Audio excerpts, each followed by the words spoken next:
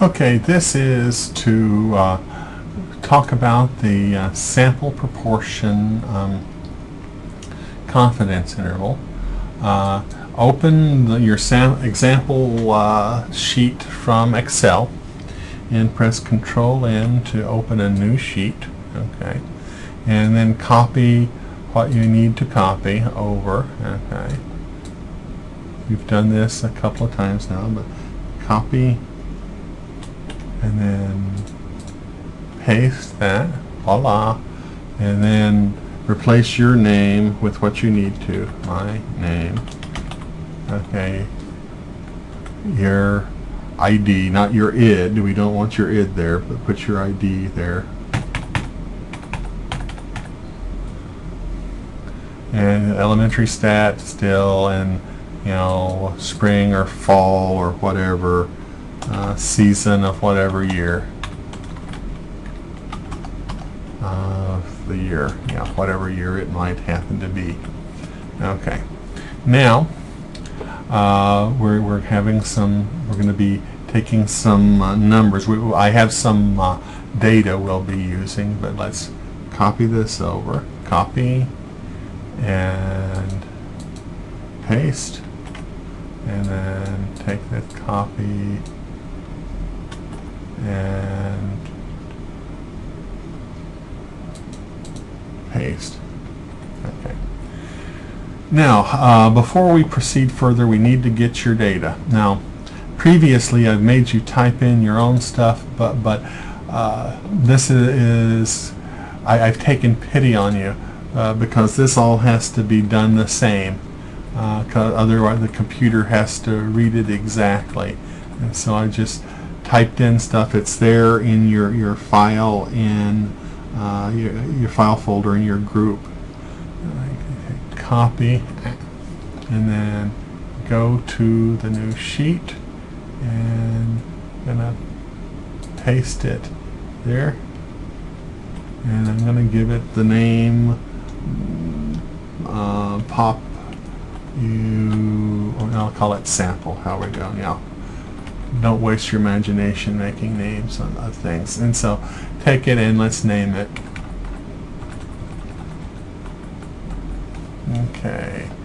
Formulas, define name, and it says failure. Replace that with sample. Okay. Okay, so we have that. Let's start doing our math to it.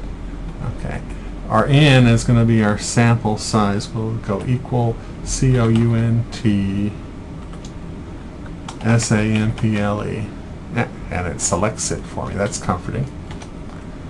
And what? Okay, what have I done? Well, let's see. I've used count.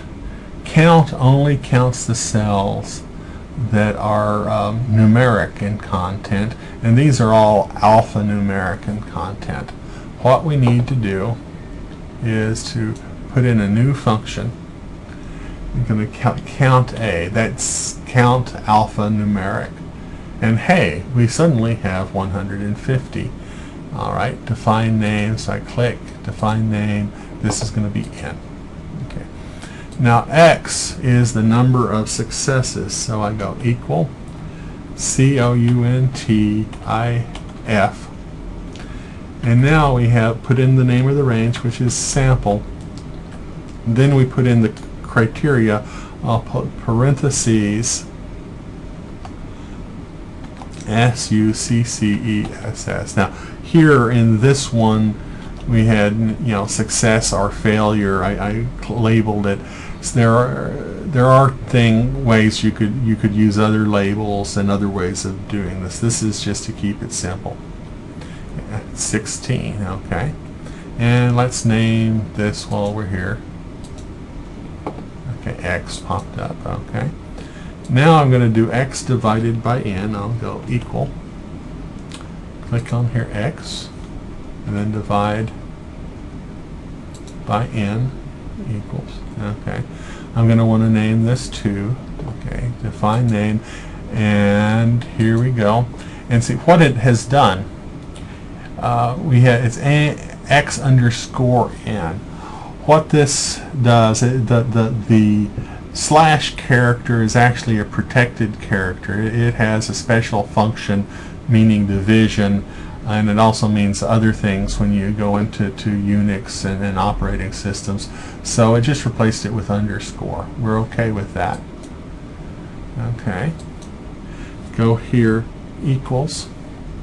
Okay, 1 minus x, and I go 1 minus, okay, x divided by n.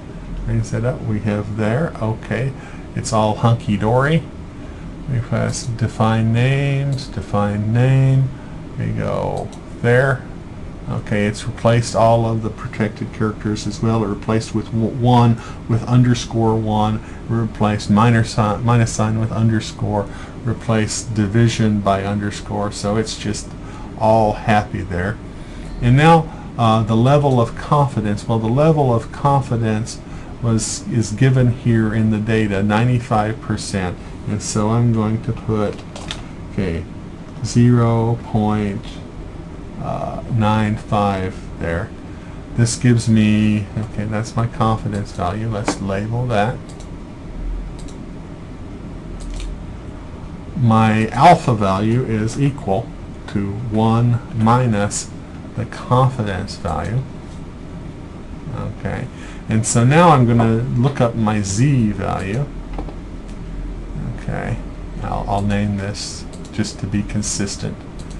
Okay, my z value is equal, okay, t inverse parentheses.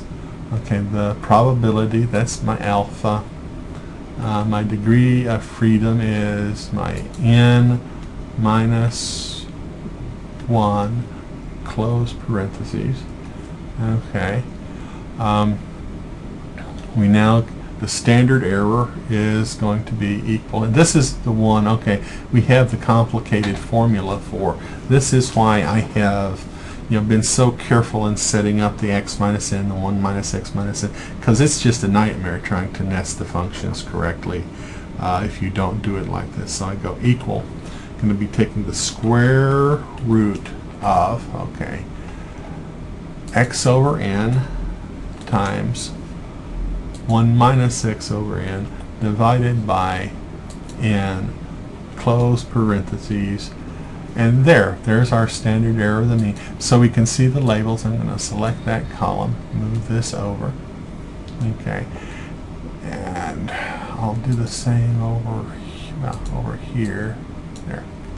Now, let's see, name this as standard error. Okay, name this as my z value. Life is good. Okay, my margin of error is my z value times my standard error. Bang, there it is. So I can get my, let's see, name my margin of error. Okay. My lower end point for my confidence interval is going to be my x over n minus my margin of error. My upper end point is going to be equal to my x over n plus my margin of error. And we're done. Now I want to make this just a little bit neater over here. I'm going to select this. Okay. Right click on it, go to format cells, and I'd like to keep this sort of thing at 3 decimal places. I'll set it up to round it to 3 decimal places, and there we are, nice and pretty, and we're done with it. Upload it to Canvas, save it and upload it to Canvas, and I'll grade it.